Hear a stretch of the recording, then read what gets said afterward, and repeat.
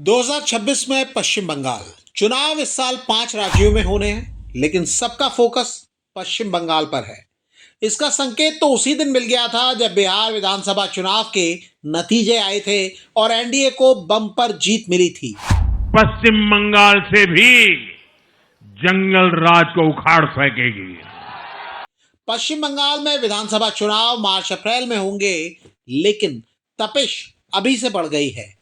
पारा चढ़ गया है, बिसात बिछ चुकी है और हर तरफ पश्चिम बंगाल की बात हो रही है। लगातार एक सवाल पूछा जा रहा है, क्या ममता बनर्जी चौथी बार मुख्यमंत्री बनेंगी या फिर प्रधानमंत्री नरेंद्र मोदी के ऐलान और गृह मंत्री अमित शाह की रणनीति के मुताबिक बीजेपी पश्चिम बंगाल में तख्ता पलट करेगी। जनवरी 2026 के पहले हफ्ते में आए एक ओपिनियन पोल के आंकड़ों ने एक तस्वीर सामने रखी है, लेकिन सर्वे सिर्फ मूड बता सकता है। जिसके हक में बात होती है वो पक्ष सर्वे को ठीक बताता है और दूसरा पक्ष उसे खारिज कर देता है। लेकिन एक बात साफ है, पश्चिम बंगाल में पक्ष और भी हैं, जैसे वाम दल और कांग्रेस, लेकिन मुख्य मुकाबला ममता बनर्जी की टीएमसी और पीएम नरेंद्र मोदी की बीजेपी में ही माना जा रहा है।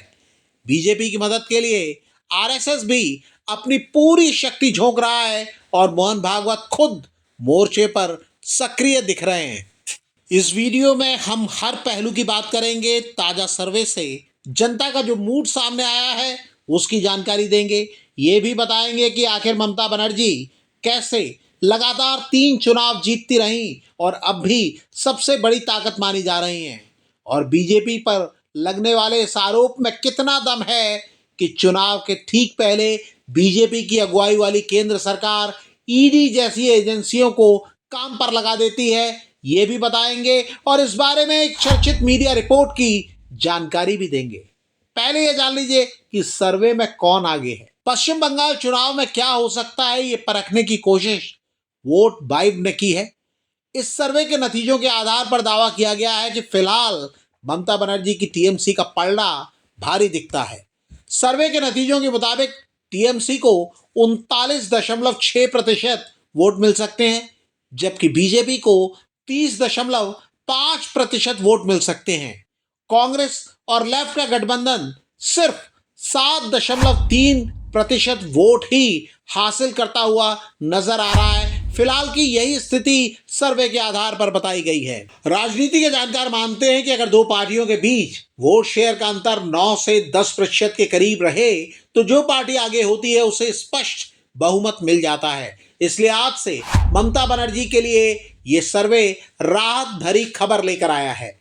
मुख्यमंत्री को लेकर लोगों की पसंद के मामले में भी ममता बनर्जी 35.4% के साथ सबसे आगे हैं, जबकि बीजेपी के शुवेंदु अधिकारी 20.9% के साथ दूसरे नंबर पर हैं। सर्वे में दावा किया गया है कि पश्चिम बंगाल के करीब 38% लोग ममता बनर्जी की सरकार के कामकाज को बेहतरीन मान रहे हैं, तो 40% से ज्यादा लोग इसे खराब बता रहे हैं।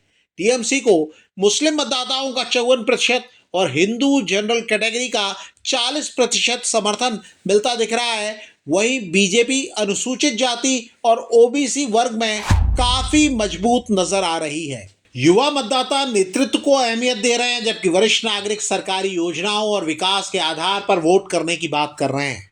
जो लोग पश्चिम बंगाल से बाहर गए हैं वो सवाल करते हैं कि ममता बनर्जी 1.5 दशक से अजय क्यों हैं और क्या अब बीजेपी उनके किले पर कब्जा कर सकती है। जानकार कहते हैं कि 2011 से अब तक किसी भी चुनाव में कोई भी पार्टी टीएमसी के सामने टिक नहीं पाई। वो कहते हैं कि ममता बनर्जी की सबसे बड़ी ताकत है बंगाली अस्मिता।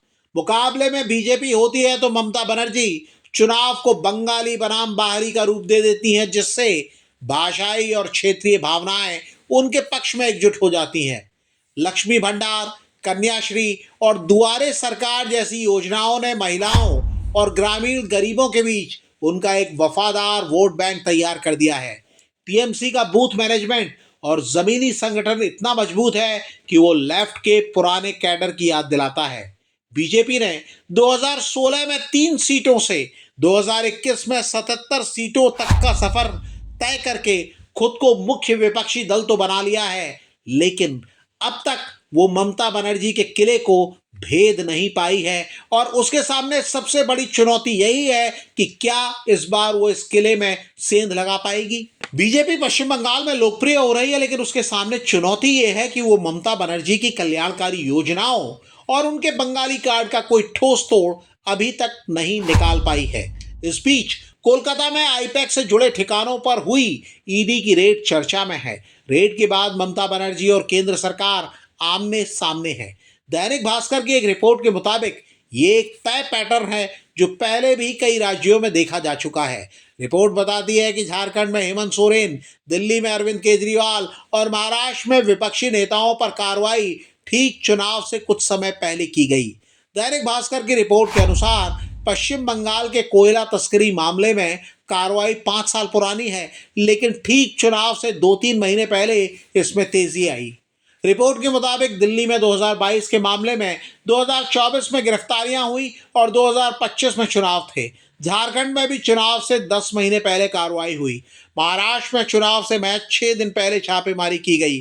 हालांकि एजेंसियां इसे जांच का हिस्सा बताती हैं, लेकिन विपक्ष इसे इलेक्शन टाइमिंग से जोड़कर देख रहा है। पश्चिम बंगाल में भी चुनाव से पहले आई ये तेजी सियासी माहौल को और गर्मा रही है। फिलहाल कई मोर्चों पर ममता बनर्जी आगे दिख रही हैं, लेकिन जानकार दावा कर रहे हैं कि जमीनी कैडर, ममता के बागियों और आरएसएस की मदद से बीजेपी भी तेजी से ऊपर आ रही है। ऐसे में चुनाव बेहद कांटे का हो सकता है। आपको क्या लगता है, पश्चिम बंगाल में क्या होने जा रहा है? कमेंट करके हमें बताइएगा जरूर।